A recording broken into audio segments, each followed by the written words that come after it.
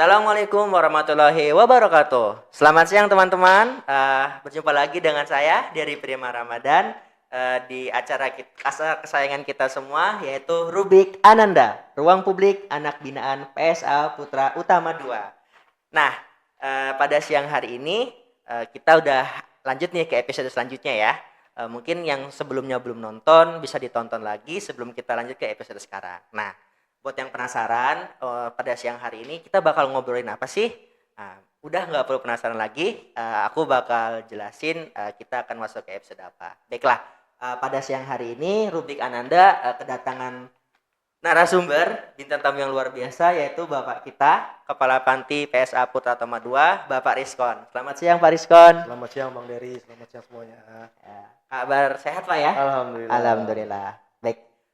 Pada kesempatan kali ini kita akan banyak ngobrol sama Pak Rizkon dan membicarakan banyak hal-hal seru dan menarik seputar panti kita tercinta. Baiklah, stay tune dan jangan kemana-mana. Oke. Baiklah, sebelumnya mungkin untuk sekedar kenalan singkat, Bapak Rizkon adalah kepala dari Panti Asuhan, Panti Sosial Asuhan Putra Utama 2, yaitu sebuah panti sosial di bawah naungan dinas sosial di mana tempat saya tinggal dan menetap sampai saat ini ya Pak. Oke, baiklah, tanpa berlama-lama lagi, mari kita langsung beranjak ke sesi pertanyaan kita nih di podcast dadakan kita.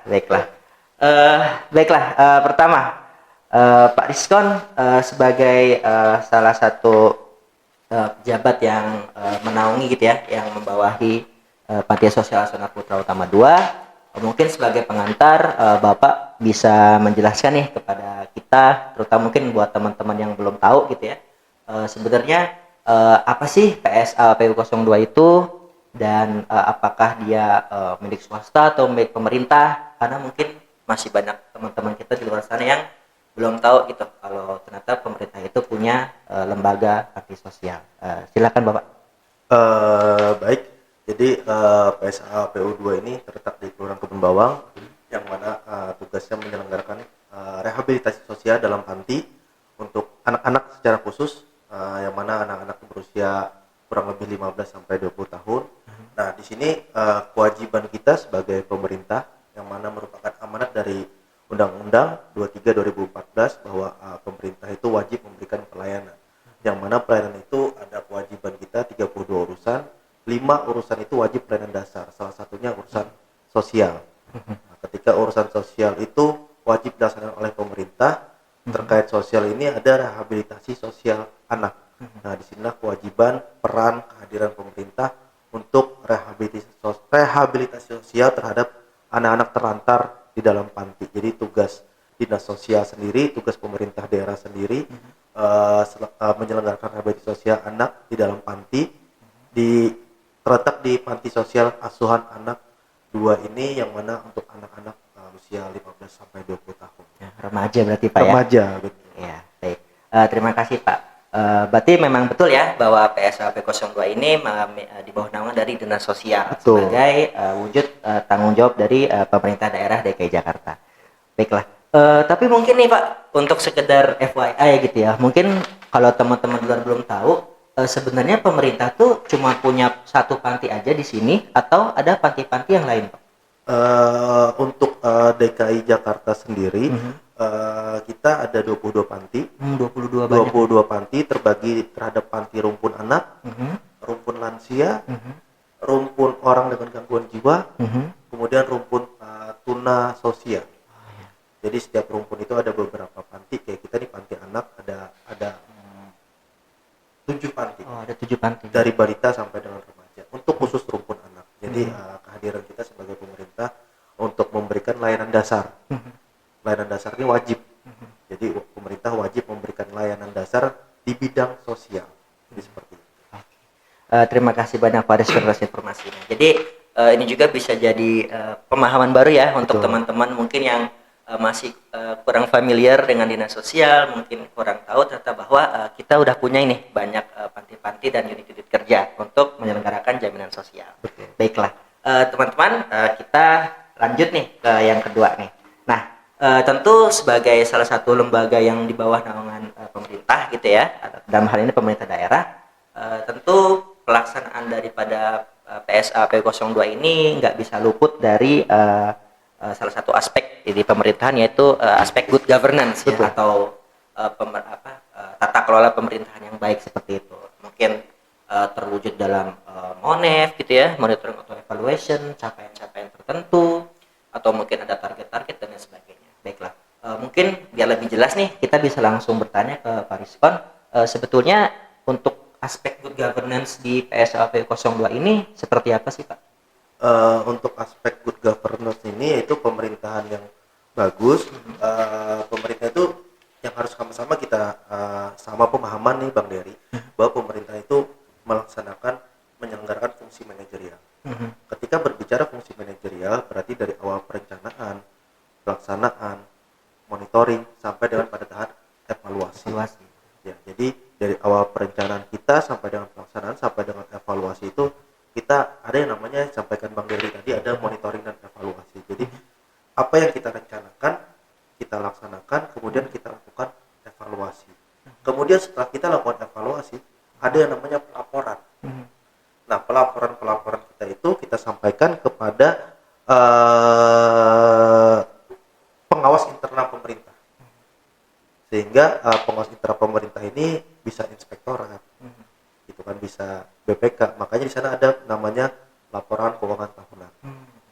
Betul. Jadi apa yang kita laksanakan kita laporkan kepada inspektorat, kemudian dipublikasi. Dipublikasinya itu melalui LHP, laporan hasil pelaksanaan.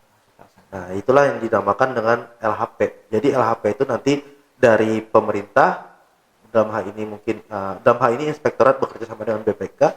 Disitulah nanti akan keluar namanya LHP audited, LHP unaudited, LHP audited, unaudited, kemudian tidak disclaimer. Jadi disclaimer itu ditolak LHP-nya. Jadi seperti itu. Jadi dari awal proses perencanaan sampai dengan pelaporan sampai dengan publikasi melalui laporan hasil pelaksanaan kegiatannya selama 1 tahun anggaran penuh. Baik, berarti sejauh ini sudah ada instrumen yang berjalan ya Pak terkait good governance di panti sosial ini. Mungkin kalau yang kita tahu terkadang birokrasi itu sangat rumit gitu Pak ya. Tapi sejauh ini dari pengalaman Pak Rizkon selama kurang lebih berapa lama Pak jadi kepala panti? Kalau saya bekerja dari 2010. Oh, kalau 14 tahun ya. Kalau di panti sini saya PLT baru sekitar 4 bulan, jalan 5 bulan. Nah, sekitar 45 bulan ya. Sejauh ini komunikasi dari Bapak gitu ya sebagai PSA APU2 perwakilan dengan seperti tadi Bapak bilang gitu, mungkin pengawas atau inspektorat dari pemerintah daerah gitu, apakah komunikasi berjalan baik atau mungkin ada kendala-kendala seperti itu? Secara komunikasi yang sampaikan tadi secara birokrasi, tentu birokrasi itu yang namanya birokrasi berjenjang. Jadi komunikasi kita secara formal itu ada nota dinas. Jadi komunikasi secara formal melalui nota dinas, laporan-laporan nota dinas. Dan itu berjenjang. Kita ini panti sosial, asuhan anak di bawah dinas sosial. Kita merupakan perangkat kerja di bawah dinas sosial. Kita pelaporannya ke dinas sosial. Dari dinas sosial lah yang akan memfasilitasi dengan unsur dari inspektorat. Jadi kurang lebih sejauh ini komunikasi berjalan baik ya Pak? Berjalan. Dan tidak ada kendala yang kira-kira memberatkan seperti itu. So far So good ya. Iya memang, jangan dibuat susah ya. Betul. Kehidupan sudah berat Pak.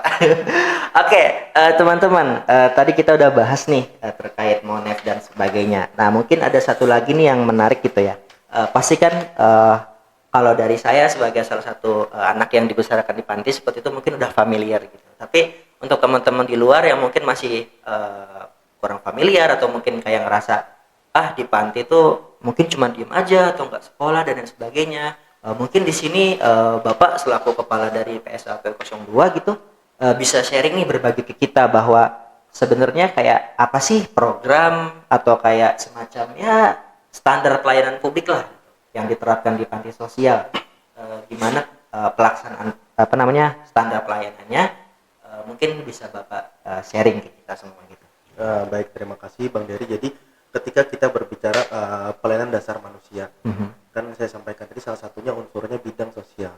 Nah, pelayanan dasar manusia itu yang kita berikan terhadap di panti ini terhadap anak-anak kita di panti, bahwa anak-anak kita di panti ini berhak atas layanan dasar manusia. Apa saja layanan dasar manusia? Sandang, pangan, pendidikan, kesehatan, kependudukannya dia. Itu layanan dasar dan kewajiban pemerintah untuk memfasilitasi itu semua.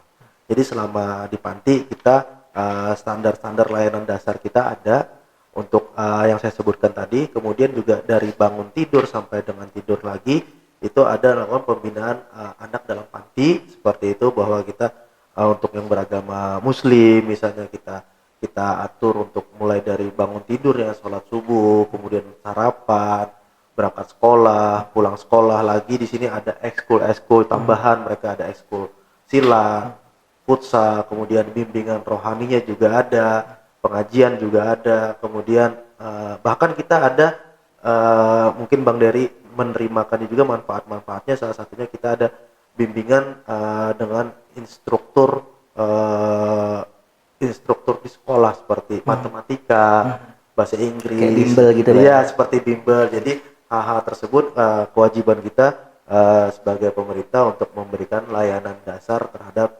anak-anak di panti ini. Dan kita berharap di panti ini anak-anak di panti kan tidak berkecil hati dengan stigma anak panti, tetapi dengan anak-anak berada di panti ini mereka memiliki harapan, cita-cita dan doa yang sangat Betul.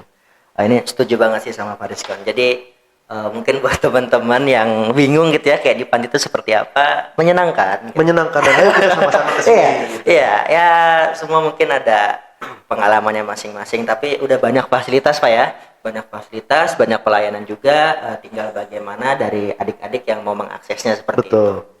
Mungkin kalau untuk pelaksanaannya kayak misalkan bimbel atau ekskul itu apakah instrukturnya dari dalam atau mungkin ada nge-hire dari luar Pak? Instrukturnya sejauh ini kita ada Peksos, yang mana pekerja sosial itu dari dalam gitu kan. Peksos kita juga berlatar belakang kesejahteraan sosial semuanya. Kemudian kita juga ada instruktur dari luar seperti futsal, silat, itu instruktur dari luar. Kemudian instruktur olahraga juga kita bekerja sama dengan tentara gitu kan. Jadi sejauh ini so far so good. Kemudian di sini juga di panti PSA PU2 ini secara fasilitas bisa dikatakan mumpuni dan lengkap, bahwa kita juga ada ruang belajar, ruang komputer buat anak-anak kita untuk mengakses, mempermudah dalam hal mereka tugas-tugas Terima kasih Pak Rizkon atas informasinya.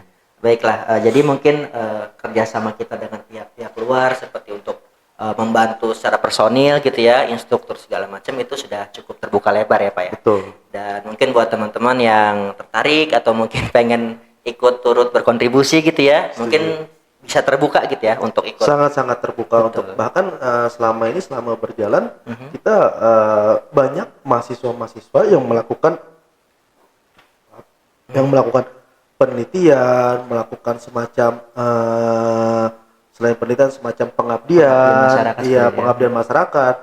Kita sangat-sangat terbuka. Banyak mahasiswa dari UI, Untar, yang mana mereka psikolog dan lain-lain, pekerja sosial, banyak pengabdian. Mahasiswa itu memberikan semacam ketuk tular, sharing terhadap adik-adik kita, di anak-anak kita di panti ini. Oke. Baik, semoga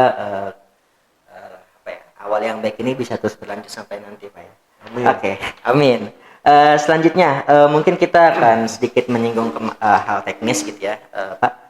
Seperti kita tahu pasti di panti sosial terutama di PSA ini nggak terdiri dari anak yang sedikit gitu ya. Betul. Pasti kita punya banyak adik-adik dan yang jumlahnya lumayan gitu. Mungkin Bapak bisa cerita atau sharing ke kita gitu ya, atau berbagi wejangan gitu terkait seperti apa sih kayak sesi kebijakan atau manajemen yang di PSA PU2 ini, kayak gimana sih, kayak misalkan contoh anak-anak kan pasti sifatnya ada yang berbeda, bahkan mungkin beberapa ada yang tanda kutip berkebutuhan khusus yang tentu butuh perhatian khusus gitu ya. Jadi bagaimana kakak-kakak dari PSA PU2 menerapkan kebijakan gitu untuk menangani anak-anak yang beraneka ragam seperti itu? Jadi untuk pendampingan, pengawasan, pembinaan terhadap anak-anak di sini anak kita ada 130 sekarang kondisi existing. Jadi untuk mendampingi 130 anak itu kita ada pendamping sosial, pendamping anaknya, yang mana satu pendamping itu bisa mendampingi anak asuhnya sekitar 8 orang. Gitu. Jadi ada sekitar satu pendamping untuk 8 orang, yang mana di sana untuk kesejahteraan anak, di sana anak bisa berkeluh kesah semacam orang tuanya mereka, untuk kesejahteraan anak, apa kendalanya, apa semacam curhatnya mereka.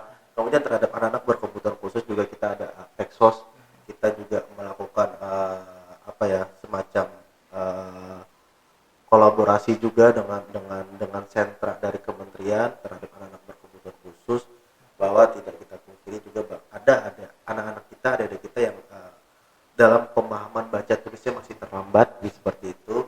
Jadi kita bekerja sama dengan kementerian, yaitu sentra, untuk pendampingan baca tulis. Jadi terhadap anak-anak yang berkebutuhan khusus itu kita ada pendampingan dari Kemensos di sentra. Kemudian kita juga ada Peksos dan psikolog untuk memantau progres perkembangan anak seperti apa. Jadi 130 anak itu kita punya rekapannya.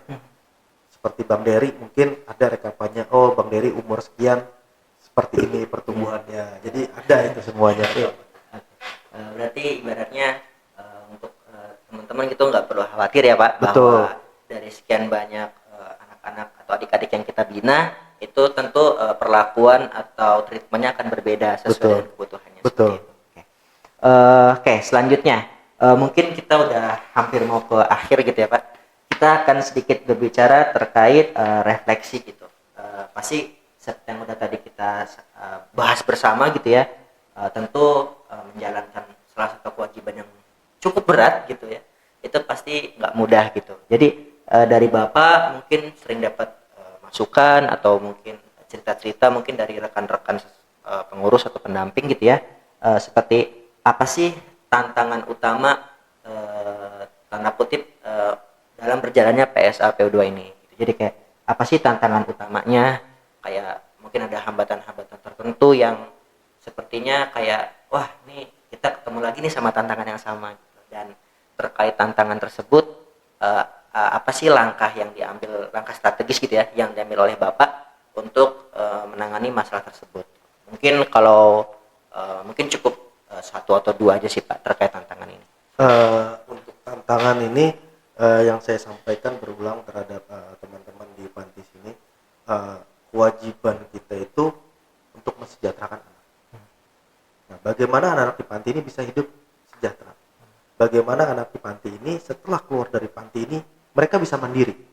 Apakah kita sudah mempersiapkan hal itu? Nah, itu tantangan yang harus sama-sama kita jawab bersama. Kita mau mendidik, membina anak ini seperti apa? Apakah kita mau mempersiapkan mereka menghadapi dunia luar sesungguhnya, atau kita mau memindsetkan mereka bahwa kamu anak panti, di panti selamanya. Nah, seperti itu. Jadi itu yang menjadi tantangan kita semua, yang mana itu juga amanat dari Undang-Undang Dasar ya kan, mencerdaskan kehidupan bangsa. Nah, jadi kita maunya tergantung kita nih yang ada di panti. Saya, kepala pantinya, atau teman-teman dari PNS yang di panti ini mau membawa anak-anak panti ini kemana ke depannya. Apakah kita mau mempersiapkan kehidupan mereka setelah dari panti, atau seperti apa? Kalau kita mau linear dengan pemerintah pusat yang dengan tagline-nya Indonesia Emas, Generasi Emas 2045, ya seperti Bang Dery dengan umur 20 tahun, 20 tahun sekarang, 2045 berarti 25 tahun lagi. Nah, itulah Indonesia Emas ke depan seperti itu. Nah, kita siap nggak mempersiapkan anak-anak kita di panti ini? Jangan mereka terstigma, ya anak panti, gua anak panti nih. Tidak ada harapan untuk ke depan. Jangan.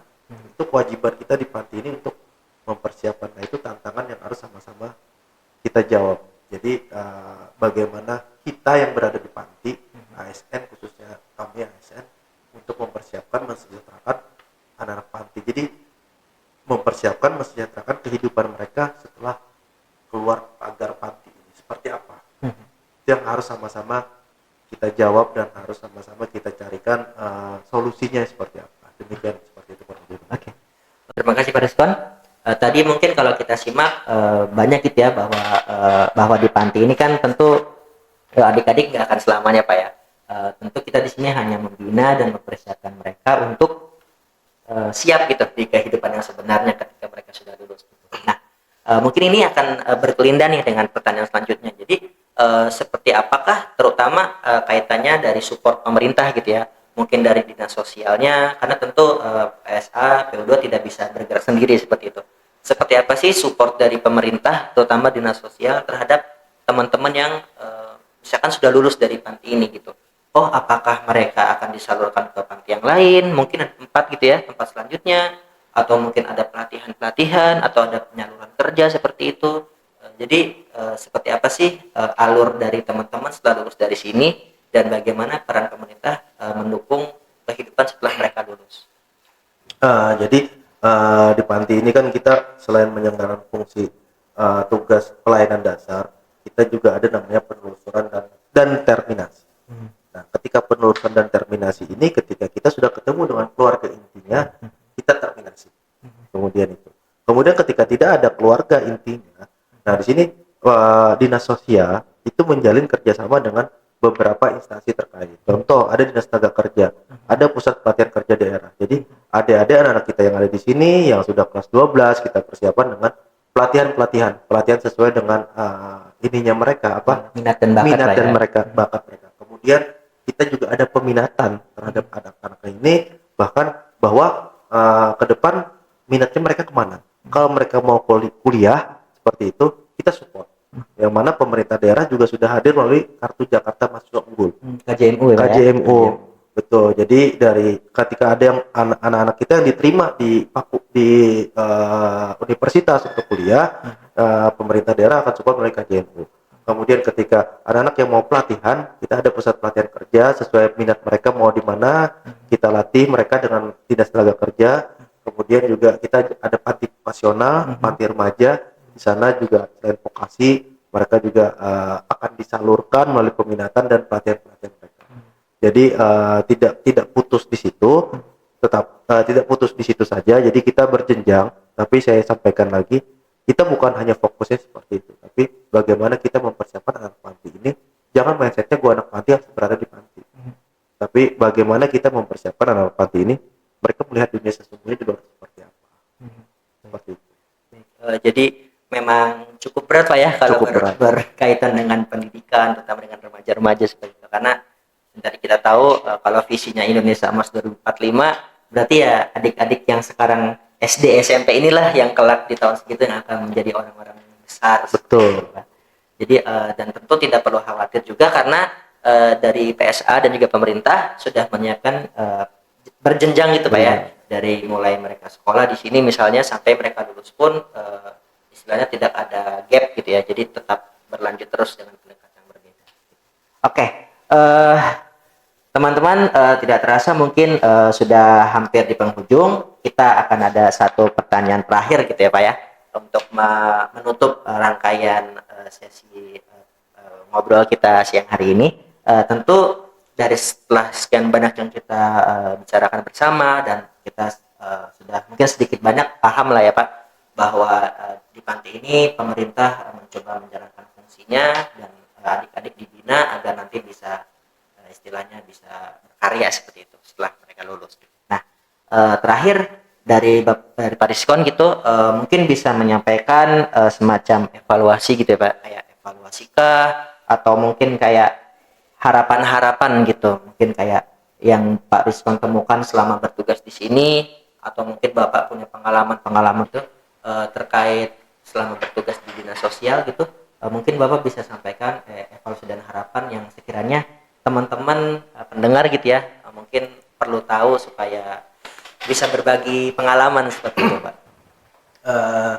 Jadi di sini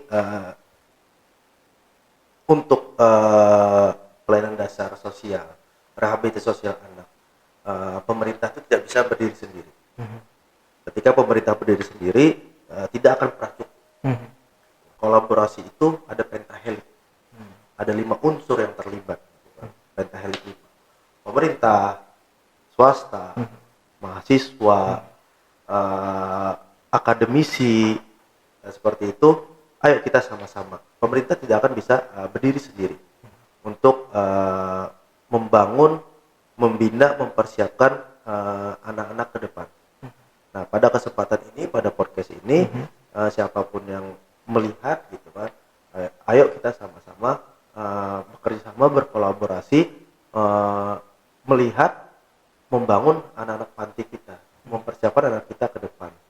Gitu. Jadi harapan ke depannya apa yang kita lakukan sama-sama itu, percaya Tuhan akan membalas kebaikannya juga. Dan saya berharap Bang Dery juga bisa memberikan motivasi kepada adik-adiknya di sini bahwa kalian jangan terstigma anak panti.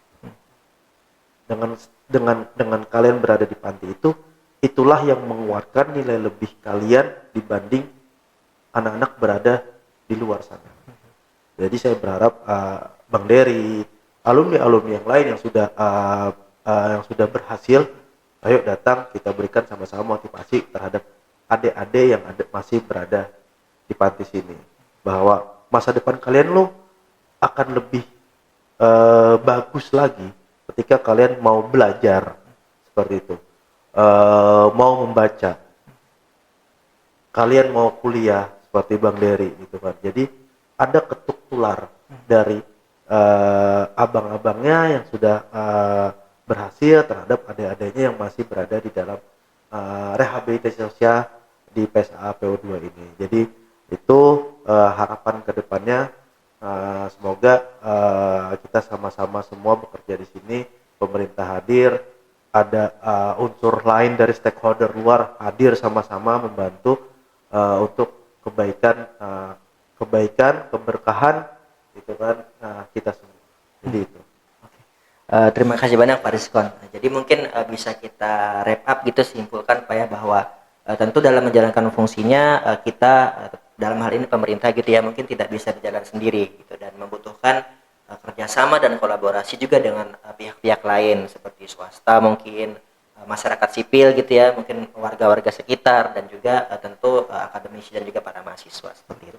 Baiklah, terima kasih Pak Rizkon, dan juga terima kasih teman-teman sudah meluangkan waktunya untuk menyimak pembicaraan kita pada siang hari ini. Tentu harapan-harapan kita, harapanku sih sama dengan Bapak gitu ya, bahwa tentunya kita berjuang nggak bisa sendirian, dan kita perlu kerjasama kolaborasi dari pihak-pihak yang lain. Dan semoga kedepannya PSA PU 02 secara khusus, dan juga pemerintah dinas sosial sebagai umumnya gitu ya, bisa semakin baik dan bisa semakin mengembangkan pelayanannya kepada masyarakat untuk masa depan. Dan juga semoga semua niat baik kita, upaya-upaya kita gitu ya, bisa menghasilkan hasil yang manis gitu demi kemajuan nusa bangsa dan negara. Baiklah, mungkin terima kasih Pak. Terima kasih banyak Pak Rizkon atas waktunya. Mungkin kita berjumpa lagi di lain kesempatan. Baiklah teman-teman, selesai sudah sesi pembicaraan ngobrol siang kita hari ini. Semoga dapat bermanfaat. Saya dari Prima Ramadan, pamit undur diri. Kurang lebihnya mohon maaf. Wassalamualaikum warahmatullahi wabarakatuh.